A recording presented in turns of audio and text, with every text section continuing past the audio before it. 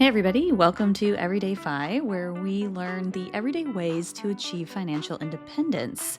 I'm your host, Megan Combs, and today's episode is actually a little bit different. I guested on Jillian Johnsrud's podcast, Retire Often, and so I'm going to play you guys that episode because she kindly shared it with me.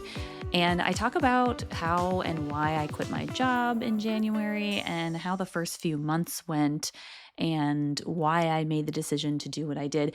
I go into my emotions a little bit deeper than I did in the bonus episode, if you guys listened to that. And if you didn't, and if you want access to bonus and ad-free episodes, make sure to check out Everyday Fi Plus on my Patreon. The links are in the show notes, but you can also go to patreon.com/everydayfipodcast. Before we get to the episode, just a few updates and some housekeeping. So last episode that was supposed to come out on the 13th had some issues with it where it was displaying some information that it wasn't supposed to, and my editor and I couldn't really figure it out, so we had to erase the episode, take it down. If you still have it downloaded, you can probably still listen to it, but for those who didn't download it, I'm sorry, the episode is now gone, and I apologize for the guest. I don't know what happened, but I will try to make sure it doesn't happen in the future. Also, I'm going to be taking a Red X month, possibly a little longer than a month, going from May and potentially into June. I am doing another embryo transfer cycle, and so I want to just take time to kind of relax, not have to worry about releasing episodes, and just, focus on that. And the pregnancy test is in June, so I'll probably be going through June. However, I will be releasing the first of the month bonus episode in May and June. I just won't be releasing other episodes. So the May 1st bonus episode that's coming out is with David Robinson, who is now an official CFP, by the way. Woohoo, congrats, bud. And we're going to be talking about the quote unquote perfect asset allocation. So if you haven't signed up for Everyday Fi Plus and want to hear that episode, go check it out. You will be able to hear a teaser of that episode, the first 10 to 15 minutes, and then you can see for yourself if you'd like to listen. All right, now we can jump into my episode on Jillian's podcast, Retire Often.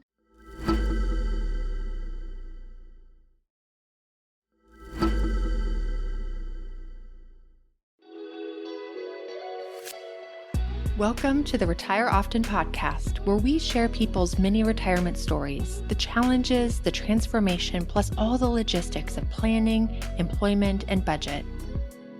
There's like a saying, add little good things to your life, like keep adding kittens. Well, I'm thinking of like the crocodiles and the kittens thing, and it's like the crocodiles are the big scary things and the kittens are the little good things, and it's like add more kittens. So I'm like adding more kittens. Why retire once when you can retire often? I'm excited about today's episode. One, I get to chat with Meghan, who I was on her podcast in August, Everyday Fi, and it was so fun. It was like 2 hours. Yes. And I don't know if you all have ever heard me on other people's podcasts, but the longer someone records me talking, the more unhinged it gets. Like if you want to get past all of like my polished catchphrases, just keep me talking, and we get to all of the randomness that I'm totally fine sharing. It just takes me a while to get there. I have had people comment about it and say, wow, I didn't know this side of Jillian. This was great to hear. And I was like, yep, that's what Everyday Fi pulls out of people. It's just those long podcasts. For some people, it's like being like 2 or 3 drinks in. Anything past like an hour, and I'm just like, yeah, we should talk about that too. It's a great topic. Anyway, so I'm excited to chat with Meghan. I do a lot of interviews where people have planned this amazing adventure and they have planned this cool mini retirement, and we get to hear kind of after the fact what happened, what it was like, all of those awesome things, which is wonderful if you need inspiration to kind of get going. But the reality is I've done a dozen mini retirements. Half of mine, though, were probably unplanned. This wasn't something I was plotting out 12 months in advance. It was more looking at my life and going, what do I need right now? What's necessary? What would be helpful right now in this moment, depending on what's happening? And for a lot of people, and I know a lot of you all listening, You like the idea of a mini retirement, like a cool adventure, and you have all these things on your bucket list. But the reality is, you're looking at your life right now and you need a break. You might have health stuff going on, you might have family stuff going on, you might really be unhappy in your job, and you're just like, actually, work right now isn't the best choice. And those unplanned mini retirements can be really powerful. They can be really enjoyable and important, but they have a different vibe. It's a little bit of like building the car as you're driving. It's a little bit messier. It's a little bit more confusing.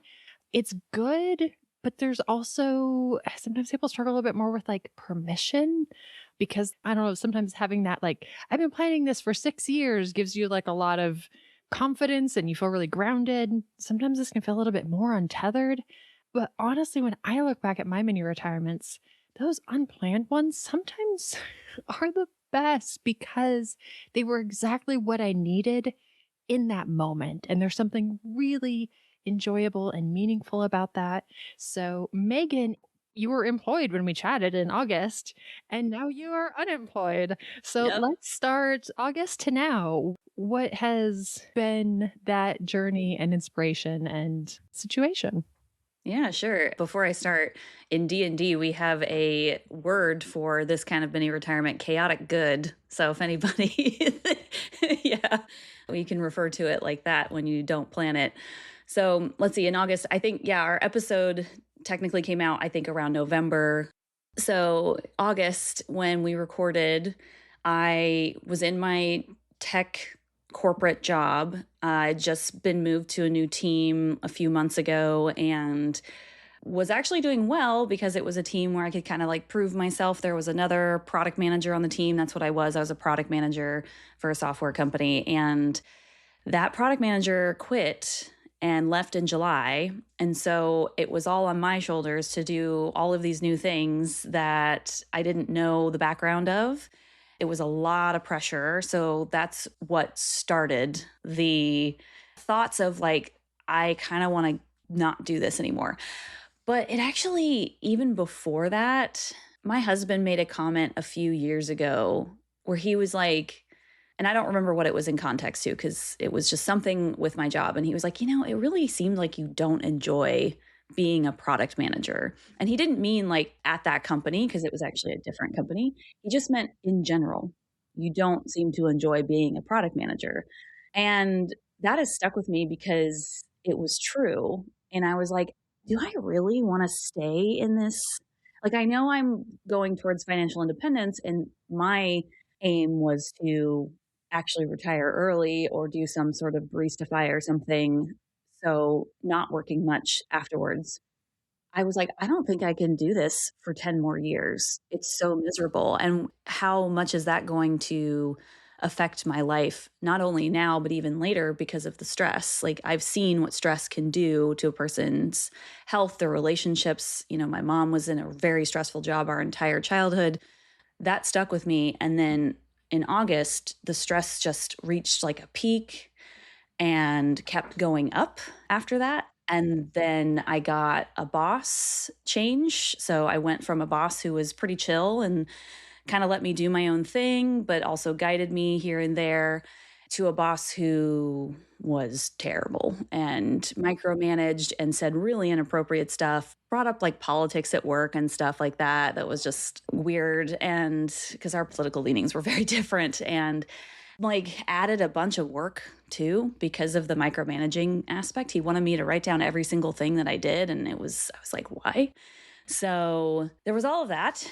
And then on top of that, my husband and I were doing fertility treatments, and we've been doing that since around February 2025 is like kind of when we started the fertility journey. And around the time where I was like, I need to leave this job was when I was doing a lot of it in the early part of the year with the good boss. And then when I started doing some of it with the bad boss, it was worse because he was watching how often I was at doctor's appointments, which with fertility, you just have to. And they don't always have appointments that are not within working hours. So sometimes you just have to. And when I put in my notice, he actually said, I'm glad you're leaving because now I don't have to have the conversation with you about how you're not at work all the time because of all these appointments you're going to. Like, that's the kind of boss he was. He's terrible. There's a lot more to that, but I'm going to pause there and see if you have anything to say before I keep going. I guess I'm curious because it's a situation that unfortunately I think a lot of us find ourselves in of like, hey, the thing I'm doing right now isn't working. And maybe like you realizing, I don't know if this ever was going to work. Like it was workable, but like it's not going to be ideal. What was that process like to say, I need to make a change? Because there's a huge chasm between this isn't ideal. I have a concept I talk about a little bit, like how 6 is a really sticky number. Like it's easy to get stuck there if things are just like okay. The reality for a lot of people, sometimes it's easy to get stuck when things are a 5 or when things are a 4 because like it hasn't killed you yet. You're still waking up in the You're morning. still alive. You're still alive. So like in theory, maybe you can keep going. You also have the like handcuffs, like if you make a lot of money, you're probably going to be more okay with a 4 than you would with a 6 if you weren't making a lot of money. At least that was my experience. Yeah. It adds a layer of complication. There are good things that are happening, and yet it still really sucks. It's still a 4. But there's a chasm between it's a 4, it hasn't killed me yet. I'm technically surviving, but not ideal. And that realization, it might not become ideal at any point. Yeah, I talk about sometimes like the spectrum of the capacity to suffer versus the courage to change. What needed to happen for you to get you from that, like, I am suffering and I'm surviving it, but now it's time to like actually make a change? Yeah. I will preface this with I have the personality type that doesn't like to suffer for very long before I will change something. So I have done big changes in the past.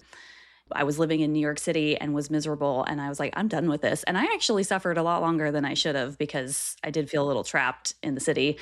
So I just want to preface it with that. Like, I don't want people to compare themselves to me because I really like change and making changes. So as I mentioned, I had the golden handcuffs where I was making quite a bit of money. I was making more than my husband, for instance. And so that was a little bit hard to kind of walk away from.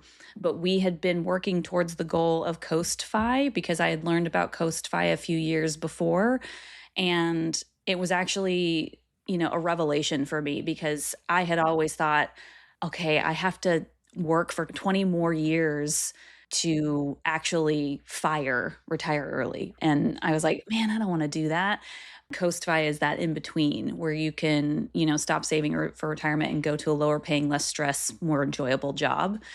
So I thought to myself, okay, this work, because it became something where I was waking up dreading going to work, I was also not performing well because I didn't want to go to meetings. I didn't want to do the work. And so my performance was going down. It only took about 6 months before I was like, I'm done. The minute I decided I want to step away from corporate tech altogether, I had a discussion with my husband.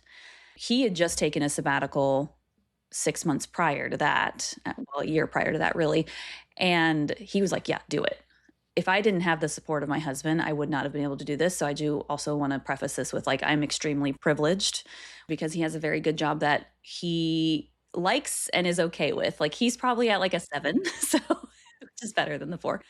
Once we started having that conversation, I was like, okay, so we're going towards Coast Fi. What if our Coast Fi, instead of us both going down to part-time or lower paying work, one of us quits altogether and one of us keeps their corporate job? And he was like, yeah. And then we talked to our friend, David Robinson, and went over the numbers. And he was like, you have a runway of 7 years, conservatively 10 years, optimistically. And that's if you never get a raise and Meghan never makes another dime. And so we were like, sweet. And then it was just about timing. And that was mainly just insurance. Like that's the only reason why I stayed as long as I did is I had met my deductible very early in the year because of the fertility stuff. And so I was like, well, I got to keep my insurance. I would have left that day. if I had not had to do that. So, You're 2 months in? Is that right? yeah, so I quit January 2nd, which was actually earlier than I'd planned. And today is March 17th, St. Patrick's Day. I'm curious about these first couple months. I've had a lot of clients, I've worked with a lot of people in group coaching that the life and their job, everything leading up to the mini retirement is full and it's packed and they're stressed and they're burned out and they want to plan the mini retirement and they want to be super organized. Like they read the book, they've done the workbooks, and they're like, all of this sounds great. I don't have the bandwidth to do this right now. I need to figure it out as I start it. And I have clients that I'm like, you know what? We'll do a little bit of prep work, but do the first 2 weeks of the mini retirement. And then we're going to start figuring out how it's going to go while you're in it. What was that process of like going into something and not having this like packed out, perfectly curated plan to like launch day one?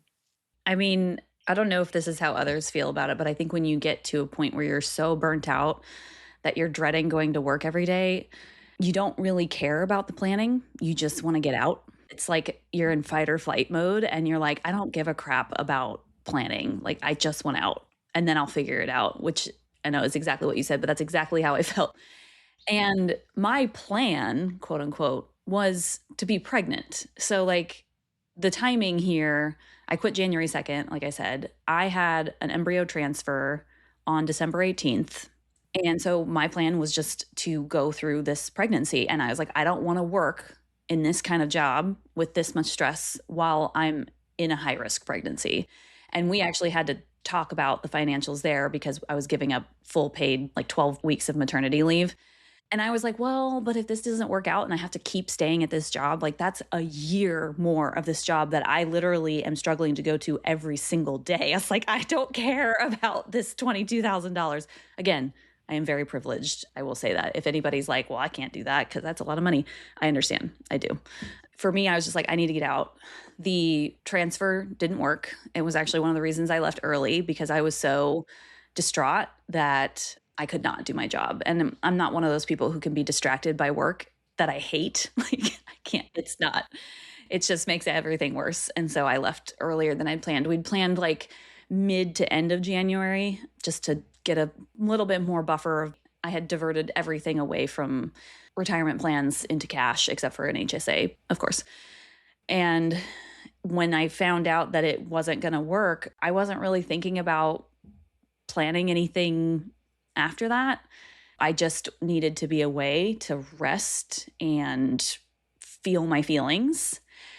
And then once I got past the grief stage, which was the first couple of weeks, then I got into like a I'm not being productive. And so I am no longer worthy. And they are very dark feelings. And that I think our society puts on us, you know, like you're only worthy if you're contributing, if you're productive. And sorry, I'm getting a little emotional. That was hard to feel. Luckily, that also passed. This too shall pass is very true. And then I started filling in things in my day like jigsaw puzzles. So I don't have a set schedule. I just have things that I do every day. So I joined a new fertility group therapy.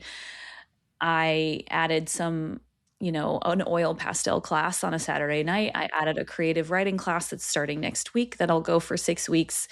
I really wanted to do a pottery class, but they were full. Uh, and now I'm also searching for like a low key, low stress barista job because that's what I used to do when I was a struggling art historian in New York. I used to do barista and service work. And I'm doing that to add small things to my life that I can feel good about doing, be productive, and also enjoy myself while I wait for the next step in the fertility journey.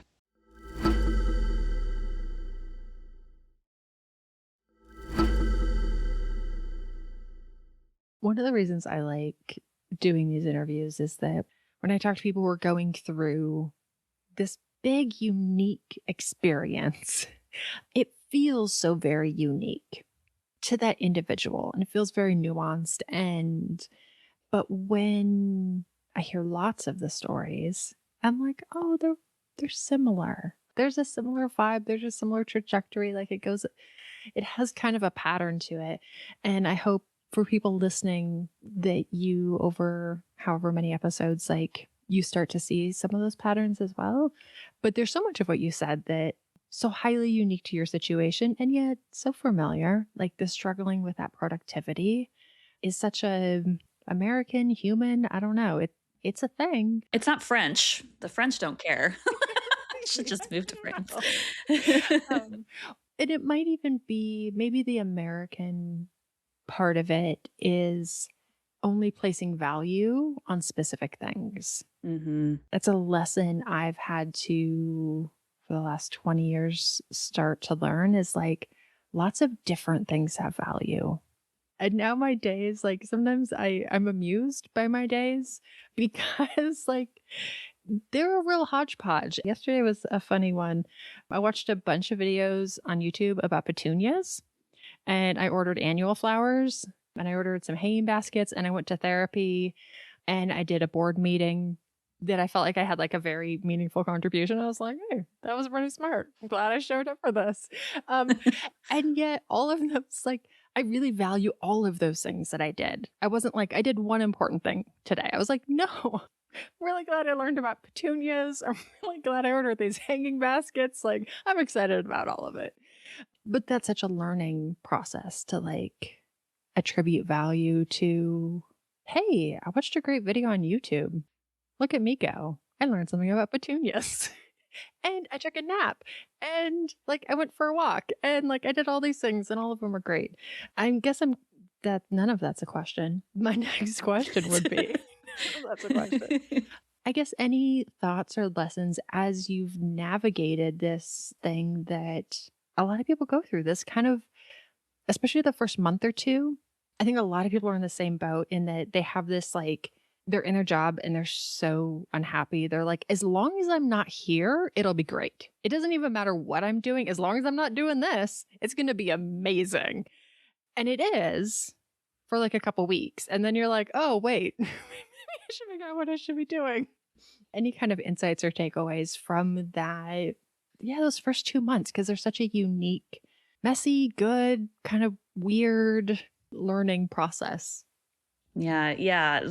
The big one for people who are track their money all the time like I do is the drop off in income and the having to reconfigure your budget to fit that drop off, and make sure that you're not spending like you were beforehand, which was, I still kind of struggle with that. I'm a little bit of a spender. And so I have, instead of like shopping online, I'll shop on Facebook Marketplace instead, which is a little bit better because it's all used and pretty cheap and things we need too. Just, I also put a time limit on my phone to where I can only be on Facebook Marketplace for 30 minutes. So that helps. But to be more serious, when I mentioned the feelings that I had about worthlessness, really, which is kind of a danger sign when it comes to mental health, I made sure to share, to say my feelings out loud to my husband, my trusted friends, my mom, my therapist, and so that I could work through them with the people who care about me and love me, because keeping those feelings inside is going to make it so much worse. And that actually allowed me to get through them, feel them and get through them faster. And I still feel a little bit like that's here and there because I don't have the corporate job. And so I'm doing a lot of very enjoyable things every single day. And my husband, he does too, but not as often. And so I feel a little bad, but he's like, no, this was the whole point of you quitting. Like, don't worry about me. If I ever have resentment feelings, I will bring them up and we can talk through them. And I was like, okay, got it. So just being open and keeping that open communication and being okay sharing those feelings. It's hard and scary because, the worst thing is somebody confirms it, right? Like that's the scary part. But it's very unlikely that somebody who loves you would confirm that you were worthless. Like that's not, and if they do, get out. But I think that's what I learned. And then adding back, like my days are very similar to yours. Like I do a lot of gardening projects right now because it's spring and at least spring starts here a lot earlier than yours. I'm very sorry. I planted like 16 plants the other day and like cleaned up the garden from when it was being winterized. And I usually let all the dead plants stay for a little while so the birds can come and get stuff for their nests and things like that. And then I clean it up. And now I go outside and instead of feeling a little anxious because my yard looks gross, now I'm like, oh, it looks so beautiful and all my flowers are coming up and it's so nice. And then, yeah, adding all these little things. I think the only struggle there is that when you don't have a consistent schedule, you have to continuously check your calendar because it's instead of having like a week planned like you do in corporate a lot of the time, it's literally day by day. And you have to be careful not to overlap things because I have done that on accident and been like, oh, I have to reschedule because I actually have to do this thing. Those are kind of the big things that I've learned so far. It's only 2 months, so I'm sure I'll learn some things in the next year. One of the tools or kind of frameworks I use with clients, and this might be helpful to you, might be helpful for some of the listeners. When you're in a new situation, like you have new thoughts and feelings. For example, for a lot of people, when they quit their job, they have more feelings about money, scarcity, worry, planning. Like it's just, they think more about money than they did when they were working because it's a whole new context. And so what I focus on is the three things: the intensity of those emotions, the frequency, how often they happen, and the duration. Because saying, I'm never going to worry about money, or I'm never going to like be stressed that I'm not being productive. Everyone's going to think about money occasionally. Everyone's going to question those things occasionally.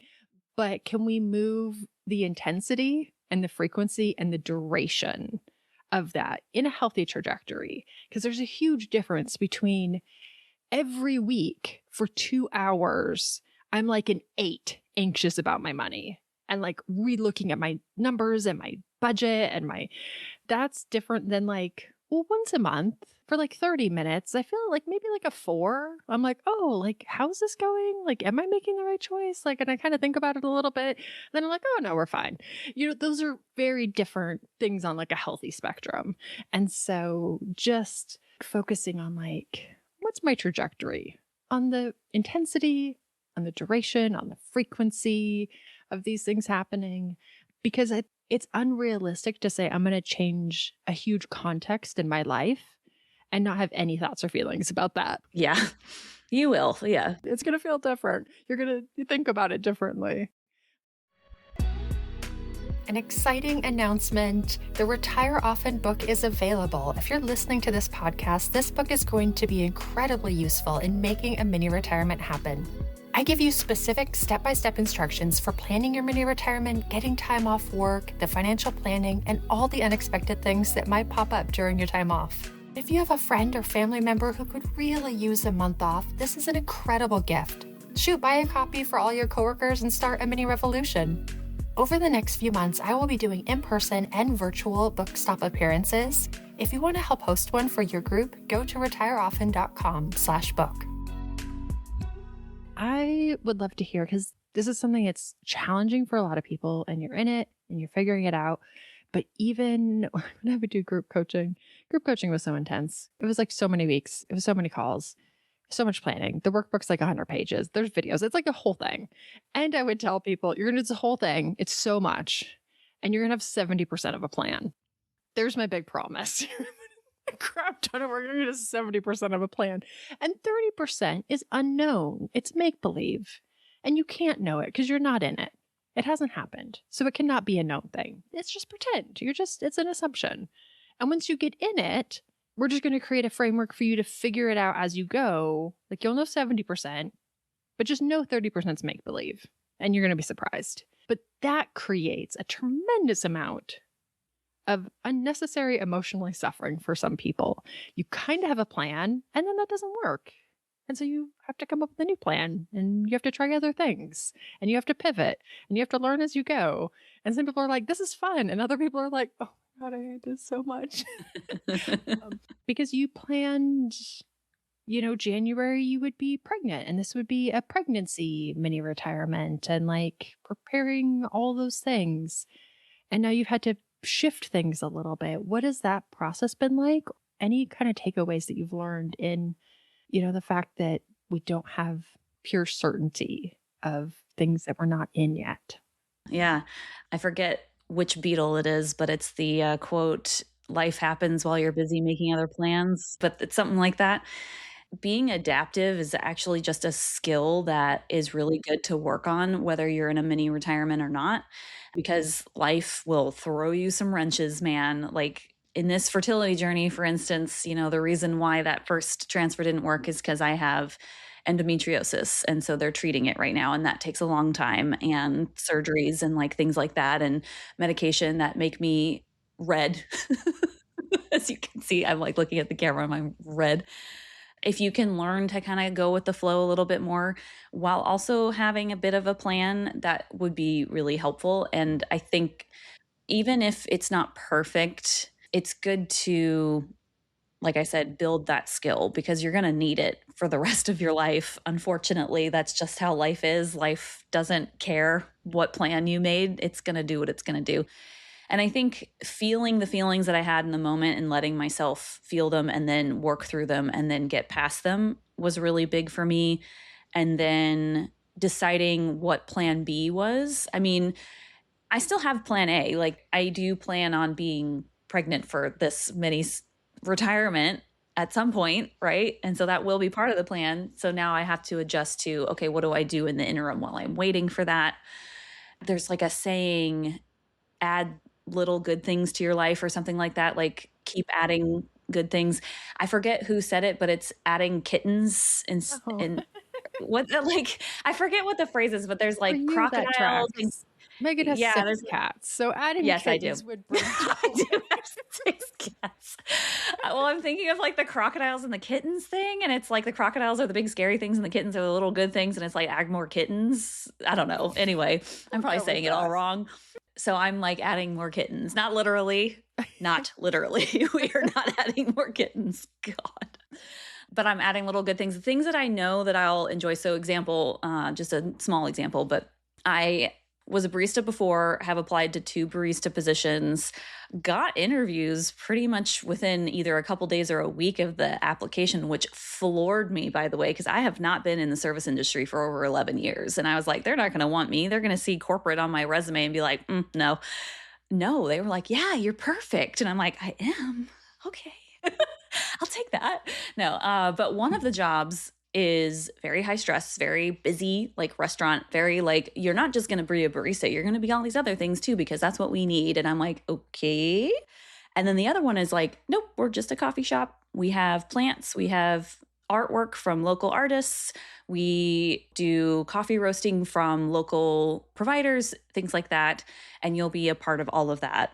And we're good with like part time 3 to 4 days a week. And I'm like, yeah, if they offer me the job, if they both offer me the job, that's the one I'm going to go with. Even though I will probably make less money in the second one, that is what I want to do. Like, so kind of being okay with don't let money drive the decisions right now. Money doesn't matter. Like, you figured that out. You're in the mini retirement. You figured your money out. You're good. Trust the plan, trust the process, and just let, okay, what would I enjoy doing? And go towards those things, go towards the kittens. Yeah, Yeah. I love that. Any closing advice?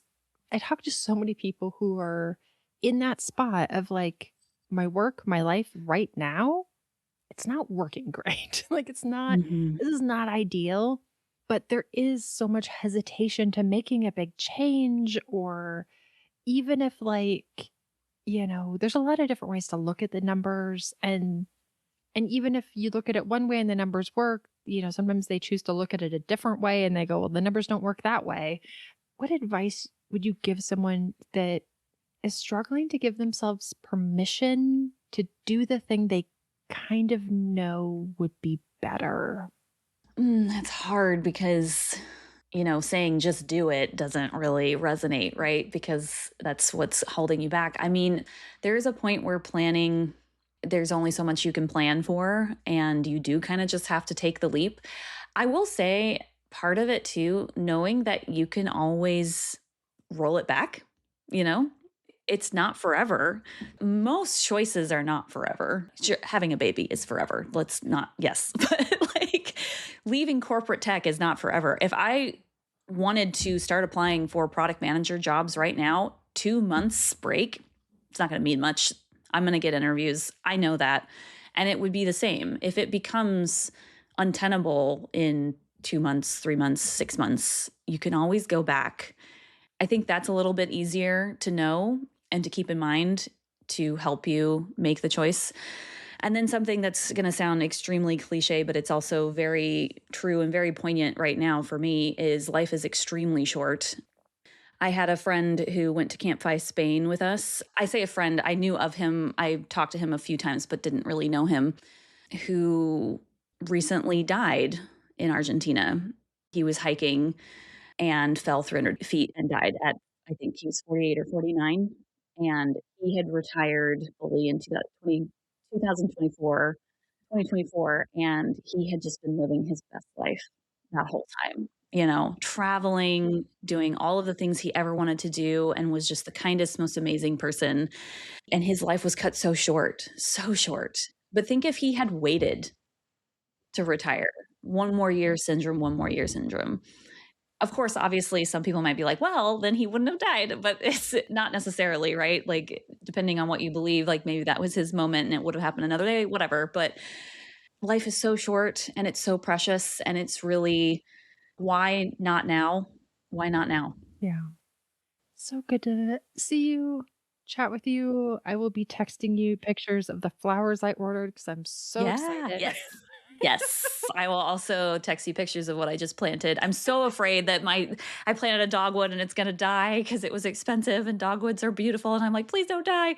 So anybody got tips on dogwood care in North Carolina, please let me know. Killing plants is part of gardening. Girl, I've killed azaleas and they are native to North Carolina. I'm like, how did I do this? Like, you're supposed to be like chill in North Carolina, and I have definitely killed my share of them. Well, I would encourage all of you, if you like fi-ish stuff, Meghan hosts a really fun podcast called Everyday Fi with bizarrely long episodes. And in the show notes, there will be a link to my episode if you want to hear what happens when I just talk too long. Feel free to email me if you want me to talk for more extended periods of time. It won't happen, but I would appreciate like just a little affirmation. For my self-esteem would be great. So thank you all. And thank you, Meghan, for joining me. Thanks for having me. Thanks so much for listening. If you want to figure out how to take your next mini retirement and get the most out of it, I have 2 things that will make all of the difference. The first is the Retire Often workbook that will walk you step by step through everything you need to make your next mini retirement happen. Or I have a group coaching program with live teaching calls, masterminds with your cohort led by me, and Q&A sessions to answer all of your questions. Plus, you'll get to know other people on this same Retire Often journey. Find out more at retireoften.com/workbook and retireoften.com/group coaching.